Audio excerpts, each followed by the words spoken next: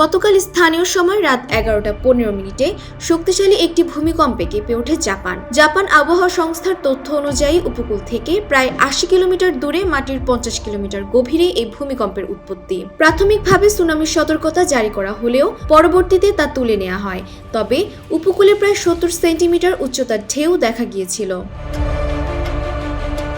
এই প্রাকৃতিক দুর্যোগে জনজীবনে তাৎক্ষণিক প্রভাব পড়ে। আওমোরি প্রিফেকচার সহ ক্ষতিগ্রস্ত এলাকায় কয়েক হাজার বাড়িতে বিদ্যুৎ সরবরাহ বন্ধ হয়ে যায়। রয়টার্সে জানায় শুধু আওমোরি প্রিফেকচারেই প্রায় 2700 বাড়ি বিদ্যুৎহীন হয়ে পড়ে।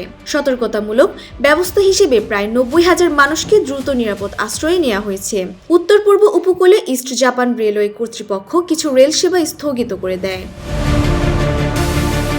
জাপানের প্রধানমন্ত্রী সানায়ে তাকাইচি জনগণকে সতর্ক থাকার আহ্বান জানিয়েছেন। দৃঢ় বন্ধনের আস্থায় শক্তিশালী স্টিলের আরেকটি নাম জেডএসআরএম। তিনি আসবাবপত্র সহ ঠিকভাবে বেঁধে রাখা এবং কম্পন অনুভব করার সঙ্গে সঙ্গে দ্রুত নিরাপদ স্থানে সরে যাওয়ার কথা বলেন। পরিস্থিতি মোকাবেলায় জাপান সরকার দ্রুত প্রধানমন্ত্রীর কার্যালয়ে একটি বিশেষ সেল গঠন করেছে। সরকারের প্রধান মুখপাত্র মিনোরু কিহারা জানিয়েছেন, উদ্ধার ও ত্রাণ কার্যক্রম পুরোদমে চলমান। ক্ষতিগ্রস্ত ফুকুশিমা পারমাণবিক কেন্দ্র স্থিতিশীল রয়েছে। তবে কর্তৃপক্ষ একটি গুরুত্বপূর্ণ সতর্কতা জারি করেছেন। তারা জানিয়েছেন, আগামী এক সপ্তাহের মধ্যে আরও শক্তিশালী আফটারশক হতে পারে, যার জন্য জনগণকে সর্বোচ্চ সতর্ক থাকতে বলা হয়েছে। উল্লেখ্য, প্রতি বছর জাপানে প্রায় 1500 ভূমিকম্প হয়।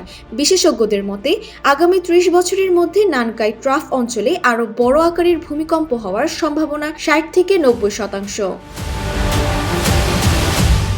ডেস্ক রিপোর্ট, জয় দিন।